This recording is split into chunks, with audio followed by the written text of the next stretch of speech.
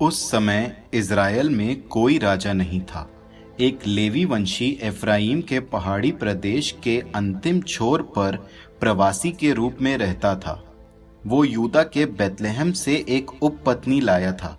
वो अपने पति के प्रति ईमानदार नहीं रही और उसे छोड़कर यूदा के बेतलेहम में अपने पिता के घर चली गई।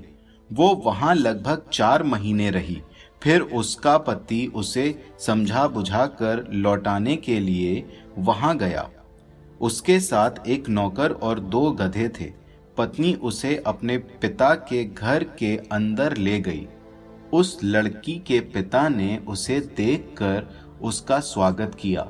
उसके ससुर उस लड़की के पिता ने उसे रोक लिया और वो 3 दिन तक उसके यहाँ रुक गया। वे खाते पीते वहां रुके रहे। वे चौथे दिन बड़े सवेरे उठे और लेवी वंशी चलने की तैयारी करने लगा। परंतु लड़की के पिता ने अपने दामाद से कहा, चले जाने से पहले जलपान करो। वे दोनों बैठकर साथ साथ भोजन करने लगे। लड़की के पिता ने उस व्यक्ति से कहा, कृपा कर एक और रात यहाँ रुक जाओ और मनोरंजन करो। जब वो व्यक्ति चलने की तैयारी करने लगा तो उसके ससुर ने उसे रात को वहीं रुकने के लिए विवश कर दिया। जब वो 5वें दिन बड़े तड़के चलने को तैयार हुआ, तब उस लड़की के पिता ने कहा, कुछ खा पीकर दिन ढलने तक यहीं आराम करो। फिर वे दोनों भोजन करने लगे। जब वो व्यक्ति अपनी उपपत्नी और अपने नौकर के साथ चलने लगा, तब उसके ससुर उस लड़की के पिता ने उससे कहा, देखो, अब सांझ होने लगी है, रात भर यहीं ठहर जाओ। दिन ढल चुका है, रात भर यहीं ठहर कर मनोरंजन करो। कल सवेरे तड़के ही उठकर प्रस्थान करो और अपने घर चले जाओ। परंतु उस व्यक्ति ने रात को फिर ठहरना नहीं चाहा। वो चल दिया और यबूस अर्थात यरूशलेम के पास तक आया। 2 कसे हुए गधे और उसकी उपपत्नी उसके साथ थी। यबूस के पास पहुंचते पहुंचते दिन काफी ढल चुका था। इसलिए नौकर ने अपने मालिक से कहा, चलिए यबूसियों के इस नगर में ठहर कर रात यहीं काट लें। उसके मालिक ने उसे उत्तर दिया, हम उन परदेशियों के नगर में जो इजरायली नहीं हैं न ठहरें। आगे गिबआ तक बढ़ चले। उसने अपने सेवक से ये भी कहा, चलो हम गिबआ या रामा तक पहुंचकर वहां रात बिताएं। वे आगे बढ़ते गए। बेन्यामीन के गिबआ के निकट पहुंचते पहुंचते सूर्यास्त होने लगा। इसलिए वे मार्ग छोड़कर गिबआ में रात बिताने के लिए उधर मुड़ पड़े। वहां पहुंचकर वे नगर के चौक में ठहरे, क्योंकि उन्हें कोई ऐसा नहीं मिला जो उन्हें रात भर के लिए अपने घर में आश्रय दे। संयोग से शाम को एक बूढ़ा खेत में काम कर लौट रहा था। वो एफ्राइम के पहाड़ी प्रदेश का था और प्रवासी के रूप में गिबआ में रहता था। उस नगर के निवासी बेन्यामीन वंशी थे। उसने उधर दृष्टि दौड़ाकर देखा कि नगर के चौक में यात्री पड़े हैं। उस बूढ़े ने पूछा, आपको कहाँ जाना है और आप कहाँ से आ रहे हैं? उसने उससे कहा, हम यूदा के बेतलेहम से एफ्राइम के पहाड़ी प्रदेश के अंतिम छोर पर जा रहे हैं। मैं वहीं का निवासी हूँ।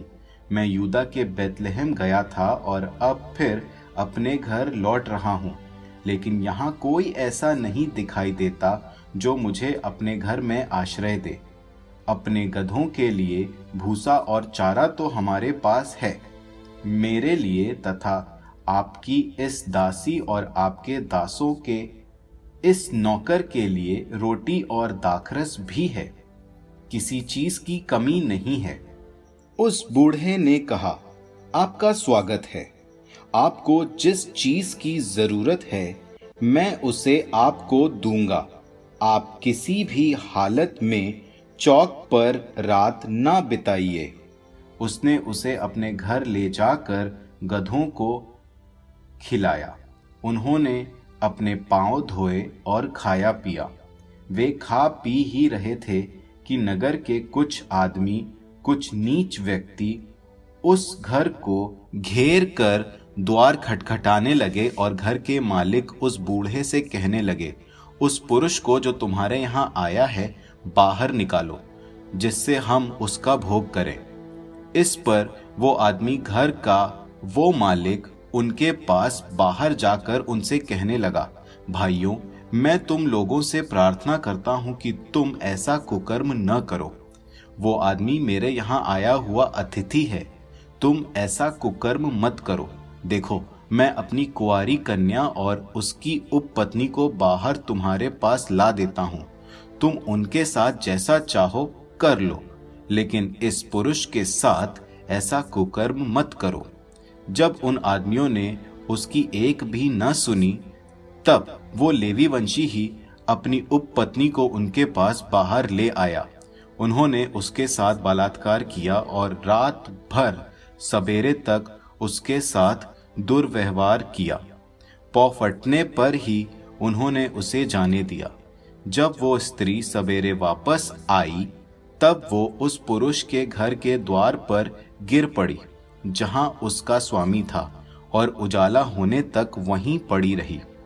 जब उसके स्वामी ने प्रातःकाल घर का किवाड़ खोला और अपना रास्ता पकड़ने के लिए बाहर निकलने लगा, तब उसने अपनी उपपत्नी को देखा जो अपने हाथों को घर की देहली पर रखे पड़ी थी।